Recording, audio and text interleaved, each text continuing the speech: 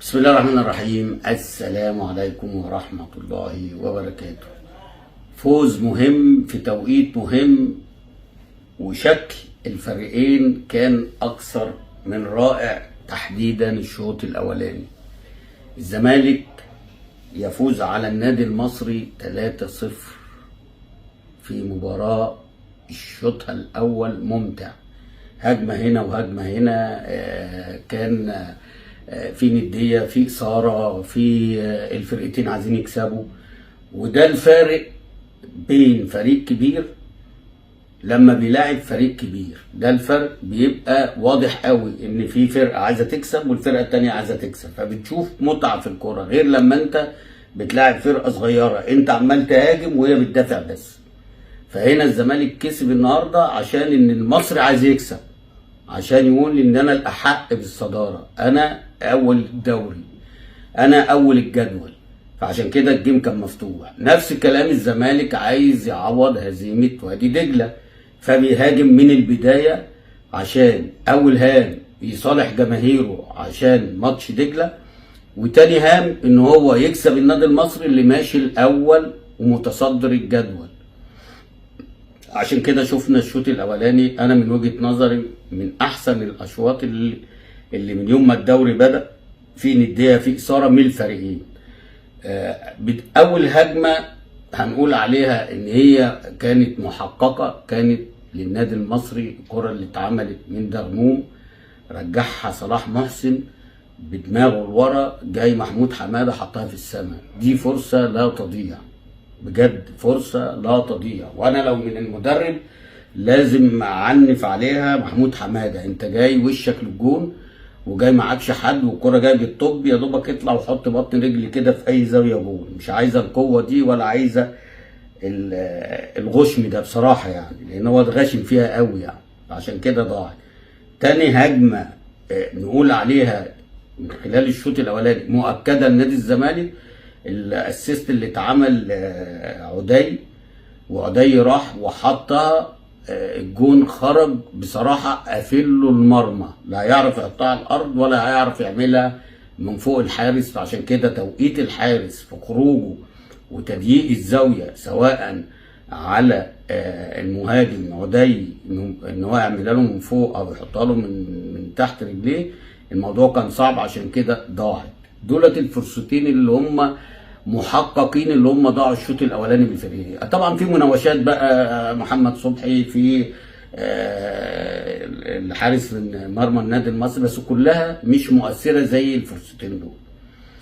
انتهى الشوط الاولاني بهدف عدي الدبار. انا عايز بس اقول على الهدف، اتعمل من كام تمريره. ادم كايد ده انا شايف ان هو لعيب شيك قوي، لعيب مهارته عاليه، ومفروض ما يلعبش ناحيه الليفت، المفروض يلعب تحت الفيرود، المفروض يلعب 10. هتقول لي وناصر ماهر يلعب تحتيه هو ودونجا، ومعلش نريح عبد الله شويه.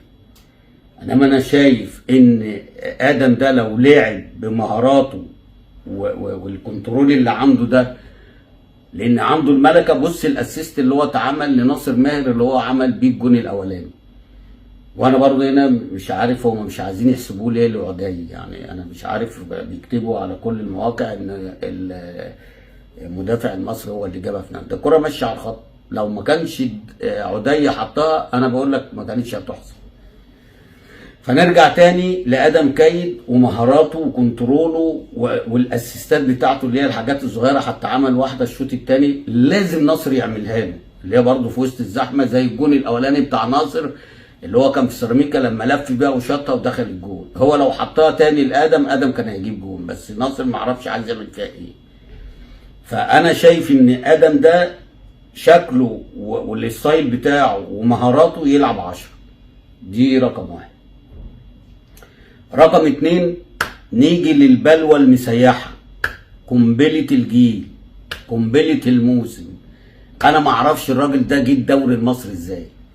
احنا يا جون كلاعبي الكوره في قدام بنقول لك انت عينك رهيبه، عينك جميله جدا لما تجيب لنا لعيب زي اخوان بزيرة ده.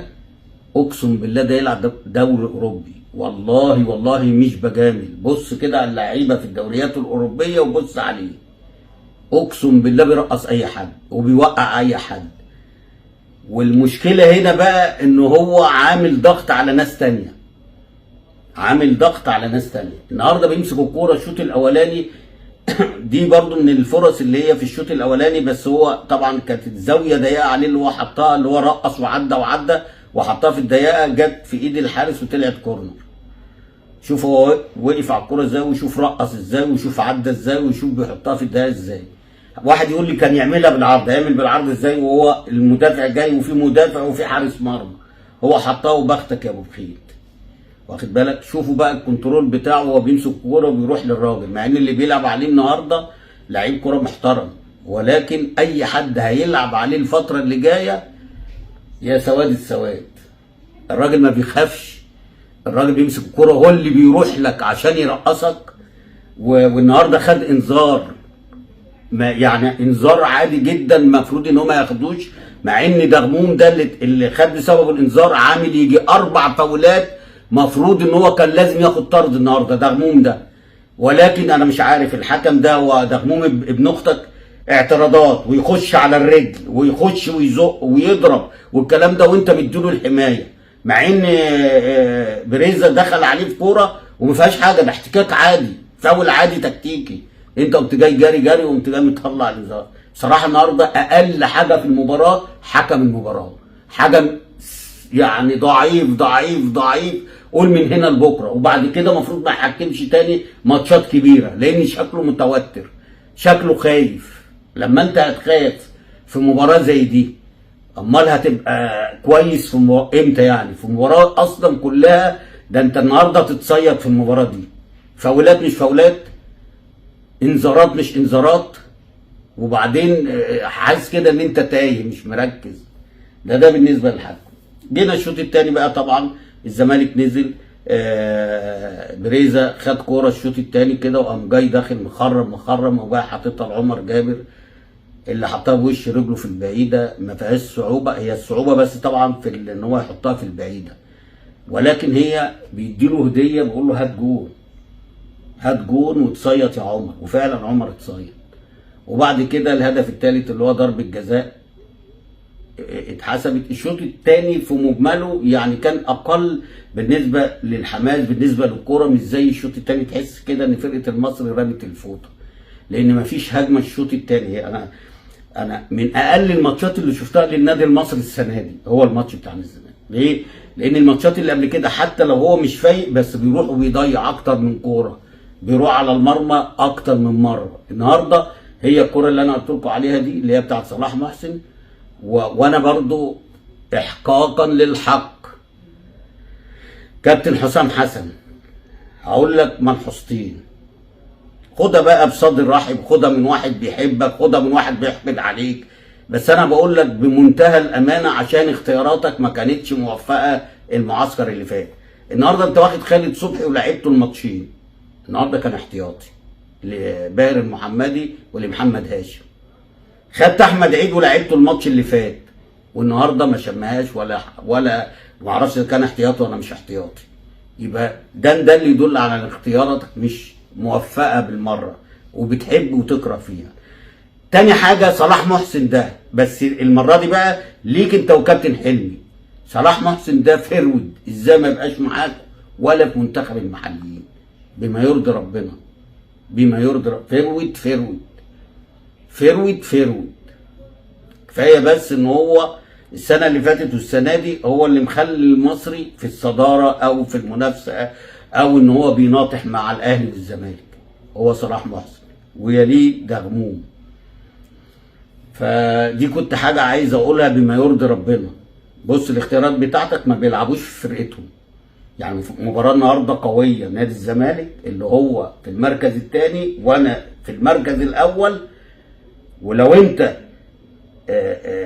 يعني اختياراتك صح كانوا النهارده يلعبوا اساسيين الاثنين احتياطي. خالد صبحي ده لعب في الاخر بعد ما اتطرد محمد هاشم، يعني في اخر 3 دقايق ولا دقيقتين. انا مش عايز اقول لفظ ان انت تزعل مني، بس عيد حساباتك في الاختيارات يبقى فيها شويه عشان مصر. بس بقول لجماهير الزمالك النهارده مبروك. الزمالك عمل جيم الشوط الاولاني هايل. الشوط الثاني طبعا ضمن المكسب بعد الجون الثاني بتاع عمر جابر. اللعب كان كله يعني يعتبر بقى في نص الملعب خلاص. فرقه المصري رمت الفوطه، فرقه الزمالك اكتفت لغايه ما حصل ضربه الجزاء وحسبها الحكم، وجاي عبد الله السعيد سددها وكان الجون هيصدها، ولكن توفيق ربنا بقى، ربنا اراد ان هو يعني ما يخليش شكله وحش. دخل جت فيه الجون والحارس ودخل الجون. عايز اقول حاجه برضو لجون ادوار. انت يعني الفتره اللي فاتت دي وبالذات بقى الفتره اللي جايه دي هيبقى الضغط عليك بالنسبه للمدرب وبالنسبه للعيبه اللي انت حاططها. عشان شيكوبانزا ماشي، شيكوبانزا انت وقفته قبل كده عشان لما خرج وكان زعلان على التغيير والكلام ده، فانت وقفته ماشي وقلنا حاجه كويسه. بس انت بتقول ان هو اتاخر وما جاش، عاقبه بقى ماليا، لان ده نفسيا لازم يتعامل كويس. ماشي، ما انا بقول لك اهو، انت خدت اول مره ووقفته وبعته وشلته من المعسكر. هو اتاخر واتدلع، اخصم منه فلوس بقى، ده لعيب محترف مش لعيب مصري. واللعيبه المحترفه دي بيبقى الدولار عنده بيعمل له صداع لما انت بتخصمه منه. بيجي اخر الشهر كده ولا اخر الاسبوع لما يجي يقبض وما يتلاقيش ويتلاقي الخصم بيتجنن. فانت لا تحرم جماهير الزمالك منه ولا تحرم الفرقه منه، وعاقبه ماديا بقى، عاقبه ماديا. وبعد كده يعني الجزيري يلعب على عمرو ناصر، مع ان انا بحب كرة عمرو ناصر وبحبه جدا لان انا عارف ان هو لعيب كويس، بس لازم تدي للجزيري. فانا عارف ان انت اللي مسيطر في الحته دي وجايب يانيك فيريرا دوت عشان ان انت تتحكم فيه، ده يلعب وده ما يلعبش، ده يخرج وده ما يخرجش. خليك في الحته بس ان انت تجيب لعيبه زي بيزيرا ده وزي عدي وزي ادم كايد وزي الرجاله اللي هي المحترمه دي. واخد بالك؟ الرجاله اللي هي دلوقتي جماهير الزمالك جماهير الزمالك معلش اسف، اللي هي دلوقتي بدات تحفر اسمائها في صدور جماهير الزمالك. دي حاجه. تاني حاجه، النهارده برضو عايز اشيد النهارده بمحمد اسماعيل، اللي هو انا بكلمكم بجد مكسب كبير النهارده من نجوم اللقاء. هو رقم واحد، وما كانش حد يتوقع بعد الفتره اللي هو ما لعبهاش الفتره اللي فاتت دي ان ينزل النهارده. ثقه في النفس، ثقه في الاداء. والله العظيم في بعض الكرات فكرني باشرف قاسم، وده لو خد الصلاحيات كلها وان هو هيلعب الفتره اللي جايه هتتفرج على لعيب اوروبي، بالذات لما بياخد الكوره وبيزيد بيها. ده بقى لو لعب ماتشين ثلاثه الماتشات اللي جايه دي، خاف على مكانك يا ونش، خاف على مكانك يا حسام يا عبد المجيد. الراجل ده هيبقى قنبله الديفنس وهيلعب منتخب مصر. الا بقى لو بقى انت دخلت يا كابتن حسام موضوع اللي هو ايه، اهلي وزمالك، ده يلعب منتخب مصر على الشويه اللي لعبهم النهارده. بيلعب المصري، الفريق اللي هو المتصدر، الفريق اللي هو كان اول، وبيلعب بالشكل ده، بالسلاسه دي، بالثقه دي، بالامكانيات دي. اعتقد ان ده مكسب كبير للكره المصريه. وسيبك بقى من الرجاله اللي انت بتاخدهم، خالد صبحي مع كل الاحترام هو لعيب كويس واخد بالك، بس ان هو ما يلعبش في فرقته وانت تاخده وده يلعب في فرقته زي حسام عبد المجيد يكسر الدنيا سيبك يلعب ولا ما يلعبش. بس انا دي وجهه نظر. بس لما تيجي لاعب الناس اللي رجلها في الملعب. الناس اذا انت لعبت مروان عطيه وبقاله 3 شهور ما بيلعبش، حسام عبد المجيد قبل اخر ماتش لعبه اللي هو وادي دجله 90 دقيقه واخد بالك، خالد صبحي ما بيلعبش اهو، ولا احمد عيد ما بيلعبش وبتلعبهم، مروان محسن بقاله عطيه بقاله 3 شهور ما بيلعبش ولعبته. لا يبقى في شويه بقى عشان ده منتخب مصر. وبعد كده ما تجيش تقول اصل انا مضغوط، اصل انا، ما هو انت اللي بتضغط نفسك، ما هو انت كلنا ضدك يا عم ماشي، بس تكسب باداء ونتيجه والله العظيم هتحرجنا، هتخلينا كله سكتم بكتم. ليه؟ لان انت عامل اداء وعامل نتيجه ما حدش يقدر يفتح بقه.